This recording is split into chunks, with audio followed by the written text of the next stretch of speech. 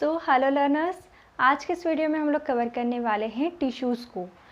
Tissues, इनके types, इनके कितने प्रकार होते हैं, इनके क्या क्या काम होते हैं, आज हम लोग देखेंगे। इस प्रकार क्या होता है कि जैसे एक ही प्रकार की कोशिकाएं हैं, वो आपस में मिल जाती हैं और एक ऊतक का निर्माण कर देती हैं। तो ऊतक क्या होते हैं ये हम लोग समझ लेते हैं। ऊतक एक ही प्रकार की जो सेल्स होती हैं ना, एक ही प्रकार की सेल्स होती हैं। ये सेल्स क्या करती हैं, आपस में एक समूह का निर्माण कर लेती हैं। ठीक है, ये एक समूह का निर्माण कर लिया इन्होंने, है ना। ये क्या है, सेल्स है। ये आपस में मिल गई और एक समूह बना लिया, एक ग्रुप बना लिया। तो सेल्स के इन ग्रुप को हम लोग बोलते हैं टिश्यू। क्या बोलते हैं, टिश्यू। अब ये सेल्स ग्रुप बना करके क्या करती हैं, एक विशिष्ट प्रकार की संरचना बना लेती हैं और इन संरचनाओं के आधार पर इनके क्या होते हैं, कार्य होते हैं अलग अलग प्रकार के। ओके, सो ये संरचना क्यों लेती है, क्योंकि इनका अलग अलग प्रकार के कार्य होते हैं और इन संरचनाओं से क्या होता है, एक अंग तंत्र का निर्माण, एक अंग तंत्र का निर्माण होता है। ठीक है, अंग तंत्र मीन्स आपके बॉडी पार्ट जो होते हैं अलग अलग, उनका फॉर्मेशन हो जाता है और इसी संरचना के आधार पर ये लोग काम करते हैं। ओके, आगे इतना समझ में। अब हम लोग देखते हैं टाइप्स कि जो ऊतक हैं वो कितने प्रकार के होते हैं। एक होता है आपका जंतु ऊतक और एक होता है आपका पादप ऊतक। सबसे पहले तो हम लोग ये देख लेते हैं, जो जंतु होते हैं और पादप होते हैं उसी में कई प्रकार की भिन्नता हमको दिखाई देती है। जैसे जंतु जो होते हैं वो गतिशील होते हैं, वहीं जो पादप होते हैं वो हमको कैसे दिखाई देते हैं, स्थायी। जो पादप होते हैं वो स्थायी होते हैं। इसी के आधार पर ऊतक जो है विभाजित हो जाते हैं। जंतु जो है उनकी जो गतिशील होते हैं, साथ ही क्या दिखाई देता है हमको, इसमें जो टिश्यूज जो इनके होते हैं वो जीवन भर क्या विभाजित होते रहते हैं। जैसे एक कोई जंतु, जैसे हम मनुष्य लोग लेते हैं, हमारी क्या हाइट क्या ज़िंदगी भर बढ़ती रहती है, तो नहीं, हमारी हाइट्स क्या होती हैं कि एक उम्र के बाद रुक जाती है। क्या ये जीवन भर बढ़ती रहती है, तो नहीं। तो जंतु ऊतकों में क्या होता है, ऐसे ऊतक पाए जाते हैं जिनका विभाजन सीमित प्रकार का होता है, एक टाइम तक विभाजित होंगे उसके बाद रुक जाएंगे। और पादप जो ऊतक होते हैं वो जीवन भर आपके विभाजित होते रहते हैं। ठीक है, जिस कारण से क्या दिखाई देता है, पादप जो है उनकी हाइट जो है जीवन भर बढ़ती रहती है। ओके, और पादप जो है वो जो पेड़ होते हैं, ज़्यादातर हम लोग देखते हैं पीपल, बरगद, तो ये पेड़ जो होते हैं इनके टिश्यूज़ क्या होते हैं, विभाजित होते जाते हैं। विभाजित हो जाने से क्या होता है, इनकी हाइट भी बढ़ती है और इनकी मोटाई भी बढ़ती है और इनके तने मोटे मोटे हमको इस तरह से दिखाई देते हैं, बहुत ज़्यादा मोटे मोटे। ओके, उनकी शाखाएँ कई प्रकार से फैली रहती है और ये कई हज़ारों करोड़ों वर्षों तक जीवित रहते हैं। और जंतु क्या होते हैं, इनके जो ऊतक होते हैं ये एक सीमा तक ही विभाजित हो रहे हैं, जिस कारण से क्या होती है, इनकी हाइट भी रुक जाती है और इनकी उम्र भी जल्दी ख़त्म हो जाती है। जो जंतु ऊतक होते हैं, तो जंतुओं में जैसे जैसे जटिलता बढ़ती जाती है वैसे ही हमको ऊतकों में भी जटिलता दिखाई देते हैं। जैसे कि एक कोशिकीय जीव है, एक कोशिकीय जीव में क्या होगा, सिर्फ एक कोशिका पाई जाती है जो कि सारे काम कर देती है उस जीव में। और वैसे ही जैसे जैसे हम लोग प्रोटिस्टा पे गए थे, मोनेरा जगत, प्रोटिस्टा जगत हमने जैसे प्रीवियस वीडियोस में देखा था।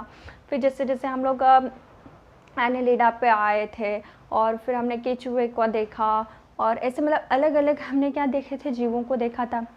और फिर जैसे जैसे हम लोग आगे बढ़ते गए, एनिमेलिया पे आते गए, तो क्या हुआ था, तंत्रिका तंत्र, उत्सर्जन तंत्र, रक्त वाहिनियाँ, ये सारी चीज़ें बनने लग गई थी ना। मतलब क्या हो रहा था, जो जंतु का जो शरीर है उसकी जटिलता बढ़ती जा रही थी। तो ऐसा होने के कारण इनमें जो है जटिल ऊतक पाए जाते हैं। ऊतक में भी जटिलता देखने को मिलती है और अलग अलग प्रकार के ऊतक हमको इसमें दिखाई देते हैं। वहीं पादप ऊतकों में क्या होता है, पादपों में क्या होता है कि जो जटिलता है वो दिखाई नहीं देती है ना। जैसे आपके जो छोटे पादप हैं, छोटे छोटे पौधे और जो बड़े पौधे, दोनों ही क्या होते हैं, जो उन दोनों के ऊतक हमको लगभग सेम दिखाई देते हैं, मतलब इसमें सरल ऊतक ज़्यादातर हमको दिखाई देते हैं, वहीं इसमें जटिलता दिखाई देती है ऊतकों में। ओके, अब हम लोग जंतु ऊतक के कुछ एग्जांपल्स देख लेते हैं। तो जंतु ऊतकों के एग्जांपल्स में आते हैं आपके पेशीय ऊतक, जो आपकी पेशियों का निर्माण करती है ना। पेशियाँ हमारी जो हाथ की होती है, पैर की होती है, जो हमारी क्या करती है, चलन में सहायता करती है, सिकुड़ती है, फैलती है, इस तरह से होती है ना, गतिशीलता जो जंतुओं को प्रदान करती है। वही एक आती हैं आपकी रक्त कणिकाएँ, रक्त कोशिकाएँ जो होती हैं, इसमें रक्त कणिकाएँ जो रक्त वाहिनियाँ को काम कर, रक्त को जो कि क्या करती हैं, रक्त को एक स्थान से दूसरे स्थान तक ले जाने का काम करती है। साथ ही अन्य का जो रक्त के साथ में जो घुले हुए तत्व होते हैं उनको भी एक स्थान से दूसरे स्थान तक ले जाने का काम कर रही हैं ये। इसके अलावा एक होती है तंत्रिका कोशिकाएं।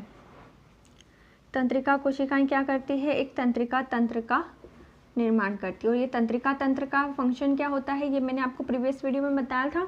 क्या होता है तंत्रिका तंत्र का काम, इन्फॉर्मेशन को, है ना, हमारे जो बॉडी में इन्फॉर्मेशन होती है, जैसे गर्म है, ठंडा है कोई वस्तु, तो जैसे कुछ भी हमारी जो सेंसिटिविटी होती है हमारी बॉडी में, वो सारी चीज़ें तंत्रिका तंत्र ग्रहण करती है और उसको माइंड तक पहुंचाती है और उसके अकॉर्डिंग हमारी बॉडी एक्ट करती है। तो सारी देखो, अब इसमें क्या हो रहा है, पेशी, रक्त और तंत्रिका, इन तीनों के काम क्या है, अलग अलग है, इसलिए इनकी कोशिकाएं भी एक समूह बना करके ऊतक का निर्माण तो करती है, बट इनके ऊतक भी अलग अलग हमको दिखाई देते हैं। वही पादप ऊतकों पर आ जाओ, इसमें एक होते हैं जाइलम, फ्लोएम, ये सारी फ्लोएम इस तरह से, है ना। उसके साथ ही आपको जो लिप्स में दिखाई देती है कुछ सेल्स आपकी, है ना। तो ये सारी सेल्स क्या करती हैं, पादप ऊतकों में उनका फंक्शन है।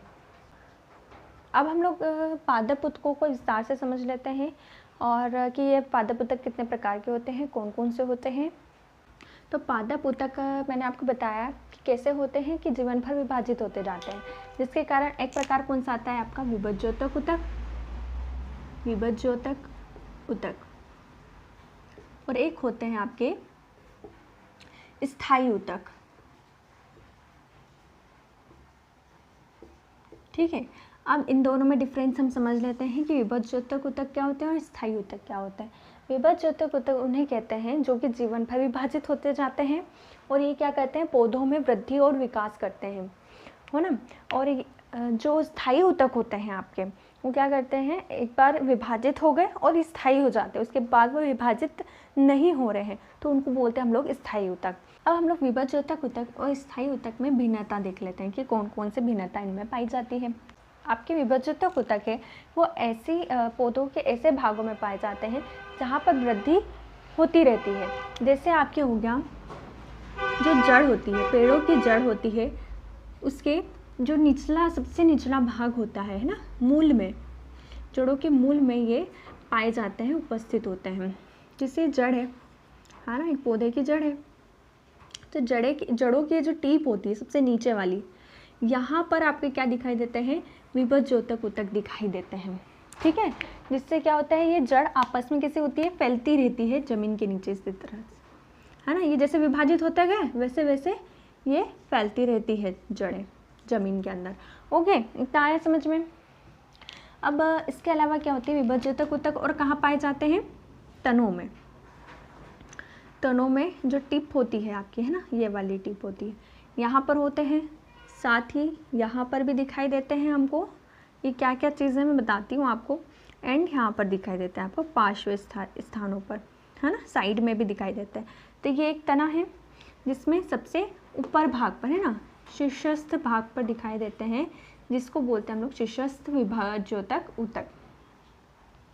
और इसके अलावा हमको ये वाला जो स्थान होता है, ये क्या कहलाता है, जो एक तना है, तने के बीच में हमको क्या दिखाई देते हैं, नोड्स दिखाई देते हैं। नोड्स पर भी आपको ये वाले विभज्योतक ऊतक दिखाई देते हैं। इसके अलावा जो पार्श्व स्थान होता है, साइड वाला स्थान होता है, साइड वाला स्थान, जैसे ये एक तना है, ओके, ये इस तने की टिप पर आपको क्या दिखाई देते हैं, विभज्योतक ऊतक दिखाई देते हैं। साथ ही साथ अगर जैसे ये दो तने हमको दिखाई देता है ना, एक तना है पूरा, उसके बीच में हमको एक नोट दिखाई देती है, एक लाइन से दिखाई देती है, जिससे दूसरे जो शाखाएं हैं, है ना, जिससे पौधे की जो दूसरी शाखाएं हैं वो निकली होती है, पत्तियां निकली होती हैं, तो ऐसे स्थान को हम नोड बोलते हैं। तो नोड्स में भी ये विभाज्योतक ऊतक पाए जाते हैं। साथ ही साथ जो तना है इसकी साइड वाले एरिया में, है ना, साइड वाले एरिया में भी हमको ये ऊतक दिखाई देते हैं, जिससे क्या होती है, जो तने की मोटाई है उसमें वृद्धि करने का काम करते हैं ना। और ये शीर्षस्थ ऊतक क्या करते हैं, लंबाई बढ़ा रहे हैं। और ये वाले क्या करते हैं, आपके जो साइड ब्रांचेस होती हैं, ब्रांचेस, शाखा, उसको बढ़ाने का काम ये कर रहे हैं। ओके, इतना आगे समझ में। और स्थायी ऊतक क्या होते हैं, अब ये देख लेते हैं। स्थायी ऊतक जो होते हैं वो बाकी पार्ट्स में पाए जाते हैं, जैसे तने हो गए, जड़ हो गई, है ना, जड़ की जो टिप के अलावा, टिप पर तो ये आपके विभाज्योतक ऊतक है, इसके अलावा जो स्थान होता है आपका, जैसे ये वाला एरिया हो गया, जहाँ पर ये वाला एरिया जो है, यहाँ पर क्या हुआ, अब विभाजन नहीं हो रहा है ऊतकों का, तो ये वाले स्थान पर स्थायी ऊतक आपके पाए जाते हैं ना। जैसे तना हो गया, तने की नोड है, ये शीर्ष स्थान है, ये पार्श्व स्थान है। इसके अलावा जो बीच में आपको मिल रही है कोशिकाएं, वो सारी कोशिकाएं कैसी हो गई, स्थायी ऊतक में आ गई। इसके अलावा जो लीव्स होती हैं, पत्तियां होती हैं, उनमें भी क्या पाई जाती है, आपकी स्थायी ऊतक पाए जाते हैं। ओके, बीच बीच में जो अब जो विभाजित नहीं हो रही है को बोल रही है स्थायी ऊतक। जो विभाज्योतक ऊतक होते हैं उनकी कोशिका किस प्रकार की दिखाई देगी हमको, तो उनकी कोशिका में हमको रसधानियाँ जो होती है, वैक्यूल्स जो होते हैं, है ना, वैक्यूल्स जो होते हैं, हमने क्या देखे थे, एक कोशिका है उसमें हमको क्या दिखाई देते हैं, ऐसे बड़े बड़े से रिक्त स्थान दिखाई दिए थे, जिसको हम लोग बोलते हैं वैक्यूल्स। अब विभाज्योतक ऊतक में जो ये वैक्यूल्स होते हैं वो नहीं दिखाई देते हमको, है ना, उसमें ये नहीं दिखाई देते। तो ऐसा क्यों है, मैंने आपको बताया था, वैक्यूल्स जो होते हैं वो किसी भी कोशिका को स्थायित्व प्रदान करने का काम करते हैं। बट यहाँ पर जो विभाज्योतक ऊतक होते हैं वो कैसे स्थायी नहीं हो रहे हैं, वो क्या हो रहा है, बार बार विभाजित हो रहे हैं, इस कारण से इनमें वैक्यूल्स नहीं दिखाई देते हैं। साथ ही इसमें जो न्यूक्लियस होता है, केंद्रक होता है, केंद्रक आपका स्पष्ट दिखाई देता है, जिसके कारण क्या होता है, स्पष्ट दिखाई दे रहा है, मतलब क्या है, जो केंद्रक है वो बार बार विभाजित होता जा रहा है।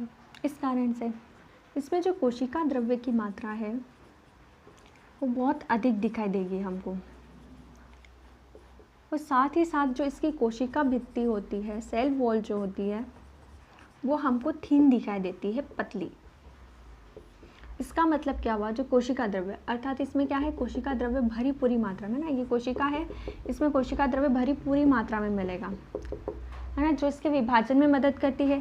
साथ ही इसमें कोई कोशिका भित्ति जो होती है वो बहुत पतली होती है, थीन होती है। इसके कारण क्या होता है, ये आसानी से क्या हो जाती है, विभाजित हो जाती है। इसके विभाजन में सहायता करने के लिए चार चीज़ें इसकी इम्पॉर्टेंट होती हैं। कौन कौन से वैक्यूल्स का नहीं पाया जाना, न्यूक्लियस का होना, कोशिका द्रव्य और कोशिका भित्ति का पतला होना। इम्पॉर्टेंट काम क्या हो गया, इसका कार्य हो गया पौधे की वृद्धि करना और उसका विकास करना, ये इसका इम्पॉर्टेंट काम हो गया। ठीक है, इतना आ गया विभाज्योतक समझ में। अब पौधों के जो स्थायी ऊतक होते हैं उनका काम अलग अलग प्रकार का होता है, और इन्हीं कामों को करने के लिए ये स्थायी ऊतक जो है वो अलग अलग प्रकार के हमको दिखाई देती है। इसके हम लोग टाइप्स अब देख लेते हैं कि स्थायी ऊतक के कितने प्रकार होते हैं। तो ये कौन कौन से प्रकार की दिखाई देती है, एक हमको दिखाई देती है पेरेनकाइमा, एक होती है पेरेनकाइमा, क्लोरेनकाइमा, एक होती है एरेनकाइमा, एंड एक होती है हमारी कोलेनकाइमा, एंड एक होती है हमारी स्क्लेरेनकाइमा। ओके, इतने टाइप्स होते हैं इनके, parenchyma, chlorenchyma, aerenchyma, collenchyma and sclerenchyma. अब पेरेनकाइमा का क्या काम होता है, इसमें जो है इसकी पतली कोशिका भित्ति होती है इसमें, साथ ही इसमें क्या होती है, रिक्तिकाएं पाई जाती हैं, है ना, रिक्तिका। जिसके कारण ये क्या करते हैं, भोजन का संग्रहण,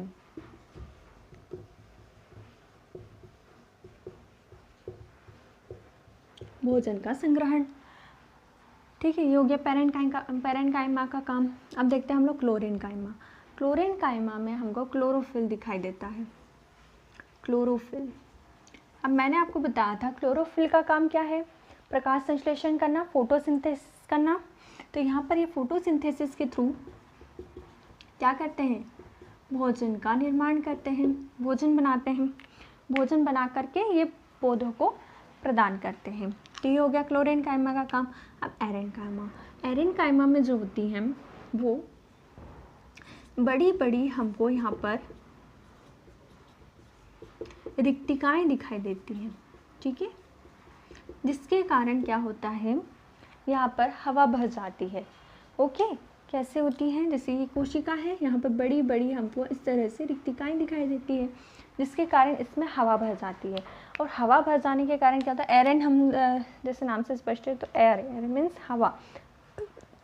तो जिन कोशिकाओं में हवा भर जाती है उसको एरेन्काइमा कहते हैं। अब ऐसे क्यों हुआ, तो जैसे फ्लोटिंग प्लांट्स होते हैं ना, जो तैरने वाले प्लांट्स होते हैं, जो पानी के ऊपर इस तरह से तैरते रहते हैं ना, जैसे आपका कमल हो गया। कमल क्या करता है, ओके, इस तरह से जो भी बनाया मैंने आपको आप समझ जाना इसको। तो इसमें क्या होता है, जो पत्तियाँ होती हैं उनमें इस टाइप के ऊतक पाए जाते हैं। जो ऊतक क्या करते हैं, यहाँ पर इसको हल्का कर देते हैं पौधे को। जैसे हवा भरी इसमें, तो वो क्या हो गया, पौधा हल्का हो गया, जिससे इनको पानी के ऊपर तैरने पे मदद मिलती है। अब आते हैं कोलेन्काइमा पर। कोलेन्काइमा हमको लचीली दिखाई देती है, लचीली होते हैं। लचीली होने के कारण क्या होते हैं, पौधे को यांत्रिक सहारा देने का काम करते हैं, ये सपोर्ट देते हैं प्लांट्स को। और ये एपिडर्मिस के नीचे होते हैं। एपिडर्मिस क्या होती है, किसी भी प्लांट के जो ऊतक होते हैं उसके ऊपर एक लेयर दिखाई देती है, जैसे ये है, इसके ऊपर एक लेयर आपको दिखाई देगी। इसको बाहरी आवरण को हम लोग बोलते हैं एपिडर्मिस। और इसी एपिडर्मिस के ऊपर, जैसे ये एपिडर्मिस है, और इसके नीचे आपको दिखाई देते हैं कोलेन्काइमास दिखाई देते हैं। ओके, जो कि क्या कहते हैं, लचीले होते हैं। और लचीले होने के कारण ये क्या होता है, पौधों को यांत्रिक का सपोर्ट देने का काम करते हैं एक तरीके से। अब हम लोग देखते हैं स्क्लेरेन्काइमा को। स्क्लेरेन्काइमा क्या होती है, एक प्रकार की मृत होती है ना, मृत टिश्यूज होते हैं। मृत टिश्यू होने के कारण ये कैसी हो जाती है, कठोर और बहुत ही मोटी दिखाई देती है हमको। कठोर होने के साथ साथ मोटी भी दिखाई देती है। ओके, जैसे हमारा जो विभाजित ऊतक होता है वो बार बार विभाजित होता जाता है, और बार बार विभाजित होने के बाद जो है, जो ऊपर की लेयर आपकी बचती है, ठीक है, जैसे ये बार बार विभाजित हो रहा है यहाँ से, है ना, ये क्या है, विभाजित होता है, ऊतक है समझो। ये बार बार विभाजित होते जा रहे हैं, और ये विभाजित होते होते यहाँ पर क्या होते हैं, एक टाइम पर आपकी ऐसी लेयर बन जाती है ना, ये वाली है ना, ये बार बार विभाजित होते जा रहे हैं, और इस साइड पर आपकी क्या है, बार बार विभाजित होने से यहाँ पर एक लेयर बन गई ऊतकों की, है ना। तो ये क्या होती है, एक मृत प्रकार की होती हैं, कठोर होती हैं। जैसे आप पेड़ों की छाल को देखो ना, एक पेड़ है, तना है, पेड़ों की छाल पर हमको क्या, ऐसे मोटे मोटे से छाल ऐसे दिखाई देती है, इस तरह से छाल दिखाई देती है। यही पेड़ों की छाल आपकी स्क्लेरेन्काइमा कहलाती है। ये कैसी होती है, डेड होती है, अर्थात इनमें अब कोई भी ना तो ये विभाजित हो सकती है, ना ही इनका कोई काम होता है। ये सिर्फ क्या करती है, कठोर होती हैं, और जो बाहरी आवरण होता है या बाहरी आघात होता है, इससे पौधे को रक्षा करती है। जैसे हम लोग नारियल देखते हैं, नारियल के ऊपर कैसे हमको छिलके इस तरह से दिखाई देते हैं, ब्राउन ब्राउन कलर के। ओके, इन्हीं फाइबर्स और इन्हीं रेशे को हम लोग क्या बोलते हैं, स्क्लेरेन्काइमा। एपिडर्मिस जो होती है, जो बाहरी परत का निर्माण करती है किसी भी पौधे में, ये क्या होती हैं, एपिडर्मल सेल्स से बनी होती हैं। और ये एपिडर्मल सेल्स क्या करती हैं, एक पौधे का बाहरी आवरण बना रही हैं, और पौधे को बाहरी आघात से, बाहरी जो भी फंगल अटैक होता है अगर, तो उससे रक्षा करती है ना, बाहरी वातावरण से पौधे की रक्षा करने का काम करती है ये। और ये एपिडर्मिस भी क्या होती हैं, अपने कार्य के आधार पर अपने आप को रूपांतरित करती हुई दिखाई देती है। तो कुछ प्लांट्स में अलग तरीके से, जैसे जड़ में हो गया है ना, हम लोग देखते हैं जड़ों में, जड़ों की एपिडर्मिस जो होती हैं उनमें क्या होता है कि जो लाइक इस तरह से, ठीक है, हम लोग जड़ ले लेते हैं, जड़ में एपिडर्मिस को हम लोग इस तरह से हम लोग एक काट ले लेते हैं जड़ की। ओके, इस तरह से एक काट है जड़ की। अब इसकी एपिडर्मिस में क्या होता है, ये ऊपर वाली लेयर आपकी एपिडर्मिस कहला रही है जो इसके बाहरी आवरण को बना रही है। अब इस एपिडर्मिस में क्या होता है, छोटे छोटे से हमको ऐसे हेयर्स दिखाई देते हैं। ओके, ये हेयर्स क्या करते हैं, इनको बोलते हैं हम लोग रूट हेयर्स, है ना, रूट हेयर्स। अब ये हेयर्स क्या करते हैं कि जोड़ों की जो वाटर एब्जॉर्ब करते हैं, जब जल का अवशोषण करते हैं, यहाँ से जड़ें वाटर एब्जॉर्प्शन करती हैं सोइल से, तो इस वाटर एब्जॉर्प्शन का जो एरिया है वो इन हेयर्स के कारण क्या हो जाता है, बढ़ जाता है, और यहाँ पर ज़्यादा से ज़्यादा वाटर का एब्जॉर्प्शन जड़ें कर पाती हैं। तो ये हो गया जड़ों की एपिडर्मिस का काम। ओके, इतना आया समझ में। तो ये जड़ों की एपिडर्मिस हो गई। अब हम लोग देखते हैं जो लीव्स की एपिडर्मिस होती है। लीव्स में, लीव्स इस तरह से होती हैं। ओके, अब जैसे हम लोग ने लिया था उदाहरण जो कमल का, कमल की जो पत्तियों का आप हाथ लगाते हैं तो आपको क्या, जैसे चिकना चिकना सा कुछ लगता है आपको पत्ती के ऊपर, तो ये पत्ती के ऊपर जो है मोम जैसे संरचना बना लेती हैं। ओके, जैसे ये पानी है और ये पत्ती है, तो पत्ती के ऊपर क्या है, एक मोम जैसी संरचना यहाँ पर आपको दिखाई देती है, बहुत ही ज़्यादा चिकनी चिकनी से हमको पत्ती दिखाई देती है जैसे। तो ये ऐसा क्यों हुआ है, मोम जैसी परत किसने बना ली है, ये आपके एपिडर्मल सेल से बना ली है। अब ऐसा क्यों हुआ है, क्योंकि मोम की परत बना लेने से जो जल के ऊपर जब पत्ती तैरती है तो ये फंगल जो आपकी सड़ती नहीं है ना। तो इन पत्तियों के ऊपर क्या होती है, एपिडर्मिस सेल्स मोम जैसी एक परत बना लेती हैं, जिसके कारण क्या होता है, ये पत्तियां जो है वो पानी के ऊपर अच्छे से तैरती हैं, साथ ही साथ ये पत्तियों को पानी से सुरक्षित रखती हैं और उसको सड़ने से बचाती हैं, क्योंकि ज़्यादातर अगर पानी में इस तरह से पत्तियां रही तो सड़ जाएंगी। तो इसलिए क्या होगा, एक मोम की परत बन गई जिससे उनमें एक तरीके से लेमिनेशन लग गया पत्तियों के ऊपर। ये होता है एपिडर्मिस सेल का काम। अब एक टाइप के होते हैं जैसे मरुस्थलीय पौधे हो गए। मरुस्थलीय पौधों में क्या होता है, जो ऊपर इस तरह से है ना, ये एक मोटी सी परत बना लेती है मरुस्थलीय पौधों में। हम जैसे कैक्टस को देखते हैं, कैक्टस के ऊपर एक मोटी सी परत हमको दिखाई देती है। ये परत किसकी होती है, एपिडर्मिस की होती है, जिसको हम लोग बोलते हैं क्यूटिन। ये मोटी सी परत क्या करती है, अच्छी मोटी सी परत होती है ना, आपने देखा होगा कैक्टस के पौधे और इनमें। तो इसमें क्यूटिन क्यों बना रही है ये, क्योंकि वाष्पोत्सर्जन सबसे ज़्यादा होता है मरुस्थलीय पौधों में। तो इसी को बचाने के लिए जो ये एपिडर्मिस होती है वो मोटी हो जाती है और क्यूटिन का निर्माण कर देती है, जिससे वाष्पोत्सर्जन कम हो जाता है। ओके, तो ये इसका काम हो गया मरुस्थलीय पौधों में। अब हम लोग देखते हैं जो लीव्स के एपिडर्मिस में एक और चीज़ हम लोग देखते हैं कि जो नॉर्मल लीव्स होती हैं, ओके, इस तरह की होती हैं, और इन लीव्स में हमको छोटे छोटे छिद्र दिखाई देते हैं। आपके जो छिद्र हैं, अगर इनको हम लोग सूक्ष्मदर्शी से देखें तो आपको बड़ा रूप मैं आपको यहीं पर बता देती हूँ कि किस तरह से दिखाई देंगी। ये इस तरह से 2 वृक्काकार कोशिकाएं दिखाई देती है और बीच में ये वाला भाग जो है ये छिद्र होता है लीफ के ऊपर, जिसको बोलते हैं हम लोग स्टोमेटा, है ना। और ये क्या कहलाती है, आपकी गार्ड सेल्स।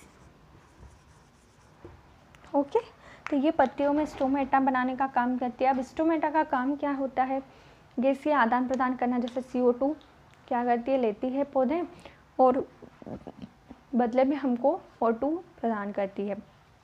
तो ये होगा स्टोमेटा का काम। और साथ ही साथ क्या करती है, वाष्पोत्सर्जन करती है। तो 2 काम हो गए इसके। पहला काम हो गया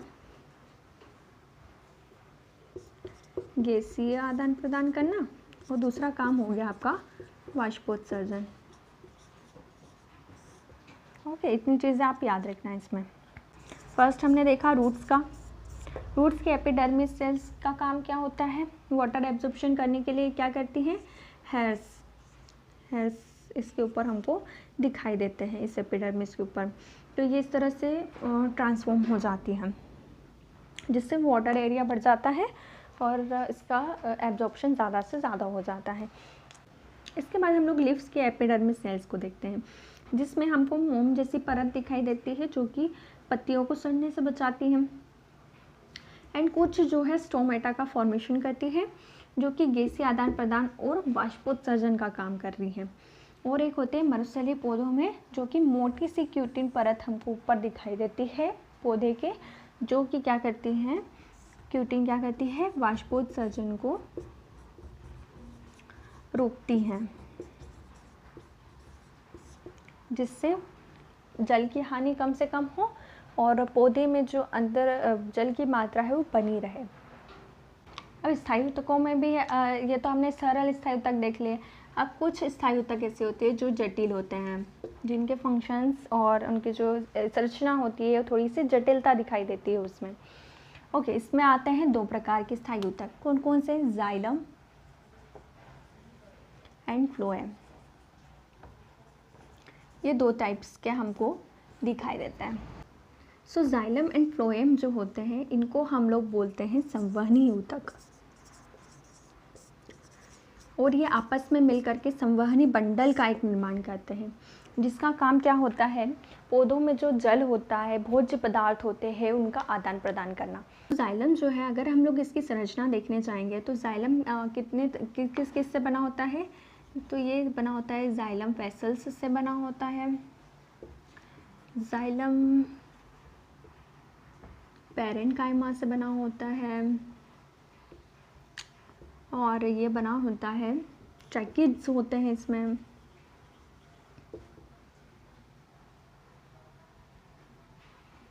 और हमको जाइलम फाइबर्स दिखाई देते हैं। ठीक है, तो ये इतने पार्ट से बना होता है, xylem vessels, xylem parenchyma, tracheids and xylem fibre. Okay, so अब इसका काम क्या होता है, इसका कार्य होता है जड़ से, ओके, ये जड़ है, जड़ से लेकर के तने और पत्तियों तक, शाखाओं तक, पत्तियों तक जल का परिवहन करना। सो जाइलम जो होते हैं वो यहाँ से जड़ से जो वाटर एब्जॉर्प्शन हो रहा है, जो जल का अवशोषण हो रहा है, इसी जल को क्या करते हैं जाइलम्स विभिन्न पत्तियों तक पहुँचाते हैं, और साथ ही तनों में भी इस जल को पहुँचाने का काम करते हैं। और इस जल के साथ साथ क्या होते हैं, आपके मिनरल्स भी होते हैं। ओके, सो इन सब का काम होता है वाटर को पूरे पौधों के भागों तक पहुंचाना।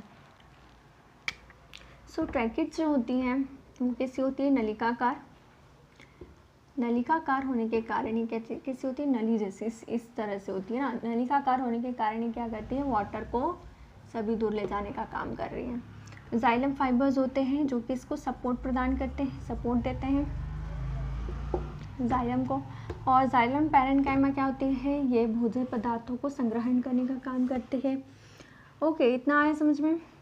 अब फ्लोएम जो होती है, इसकी संरचना कैसी होती है, इसमें क्या क्या पाए जाते हैं, आपके स्टीव ट्यूब्स पाए जाते हैं, स्टीव सेल्स पाई जाती हैं। फ्लोएम आपके पैरेन्काइमा होती है, फ्लोएम फाइबर होते हैं, और सपोर्टिव सेल्स आपको दिखाई देती है इसमें। अब जो स्टीव ट्यूब्स होती हैं आपकी, वो कैसी होती है, इसमें पोर्स होते हैं, छिद्रित होती है ये, और नलिकाकार जैसे संरचना होती है ना, जैसे इसमें ट्यूब्स, जिसमें से ट्रैकिड्स होते हैं, वो कैसे नलिकाकार संरचना होती है। साथ ही साथ स्टीव ट्यूब्स भी होते हैं, उसमें पोर्स भी होते हैं, है ना, और साथ ही नलिकाकार संरचना होती है। और ये क्या करती हैं, एक स्थान से दूसरे स्थान तक, जैसे यहाँ पर पत्तियों में आपका क्या बन रहा है, भोजन बन रहा है, तो इसी भोजन को वो क्या करती है, जड़ों तक, तने तक, यहाँ से यहाँ तक की पूरा, मतलब ये ट्यूब्स क्या कर रही हैं, पत्तियों से भोजन को पौधों के विभिन्न भागों में पहुँचा रही है। तो ये सारे जाइलम और फ्लोएम्स के कार्य हो गए हैं। ओके, जाइलम का काम सिंपल सा है, आपका क्या करना, वाटर को पूरे पौधों में पूरी तरह सभी जगह फैलाना, और साथ ही फ्लोएम का काम होता है पत्तियों से भोज्य पदार्थ जो है उसको एकत्रित करना और उसको जड़ों तक और तने तक और विभिन्न भागों तक पहुंचाना। तो ये हो गए जाइलम और फ्लोएम के काम। हम लोग देख लेते हैं इस टॉपिक के ऊपर किस प्रकार के एमसीक्यूज हमसे पूछे जा सकते हैं एग्जाम में। फर्स्ट हमने क्वेश्चन लिया है पैरेन्काइमा ऊतक कहाँ पाए जाते हैं। ओके, तो पैरेन्काइमा ऊतक कहाँ पाए जाते हैं? एपिडर्मिस के नीचे, ये मैंने आपको बताया था। जो बाहरी परत होती है उसी के नीचे हमें क्या देखने को मिलता है? पैरेन्काइमा। और उसका काम क्या होता है? भोज्य पदार्थों का संग्रहण करना। इसके बाद छाल कॉर्क में किस प्रकार का ऊतक पाया जाता है? वही भी बताया था कि जो छाल होती है ना, वृक्ष की जो छाल होती है सबसे ऊपर वाली भाग जो होता है वो विभज्य ऊतक इसको बनाते रहते हैं। तो इस प्रकार के छाल के ऊतक को हम क्या बोलते हैं? स्क्लेरेन्काइमा।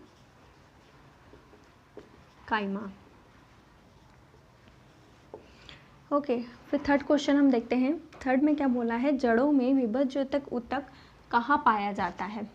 ओके, ये जड़ हो गई और जड़ में मैंने आपको क्या बताया था? विभज्य ऊतक कहाँ पाया जाएगा? इसके मूल स्थान पर, है ना। सबसे जो जड़ की जो सबसे मूल स्थान पे जो है यहाँ पर, मीन्स सबसे शीर्ष स्थान पर आपको क्या मिलेगा? विभज्य ऊतक दिखाई देता है। फोर्थ क्वेश्चन हम देखते हैं अब। स्टोमेटा का क्या कार्य होता है? तो स्टोमेटा का काम क्या है? गैसों का आदान प्रदान करना और क्या करना? वाष्पोत्सर्जन। ये दो इसके काम होते हैं। ओके, सो अब नेक्स्ट क्वेश्चन हम देखते हैं। फिफ्थ क्वेश्चन, इसमें क्या है? क्लोरेन्काइमा ऊतक में क्या पाया जाता है? तो क्लोरेन्काइमा ऊतक मैंने आपको बताया था जो कि एक विभज्य जो आपके स्थायी ऊतक का उदाहरण होता है और इसमें पाया जाता है आपके क्लोरोफिल, जो कि फोटोसिंथेसिस का काम करता है। इसके बाद हम देखते हैं स्क्लेरेन्काइमा ऊतक की भित्ति पर परत होती है। अब स्क्लेरेन्काइमा मैंने आपको बताया था स्क्लेरेन्काइमा ऊतक होते हैं। अब ये तो होते हैं जो पेड़ों की छाल पर होते हैं और इन ऊतकों के ऊपर एक परत पाई जाती है। इस परत को बोलते हैं हम लोग लिग्निन की परत पाई जाती है। ठीक है, सेवेंथ क्वेश्चन हम लोग देखते हैं। द्वितीय विभज्यतक ऊतक के ऊपर किसकी परत पाई जाती है? तो जो द्वितीय विभज्यतक ऊतक होते हैं वो कहाँ पाए जाते हैं? सबसे पहले हम लोग ये समझते हैं ना, तो ये हमारी कॉर्टेक्स में पाए जाते हैं। जो कॉर्क होती है पेड़ के ऊपर, कॉर्टेक्स में पाए जाते हैं। और इसके ऊपर जो है सुबेरिन की परत हमको दिखाई देती है, सुबेरिन।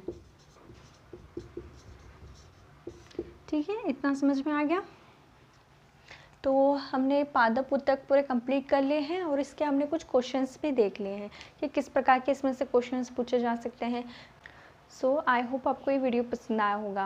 अगर पसंद आया है तो इसे लाइक ज़रूर करना, सब्सक्राइब करना एंड थैंक्स फॉर वॉचिंग।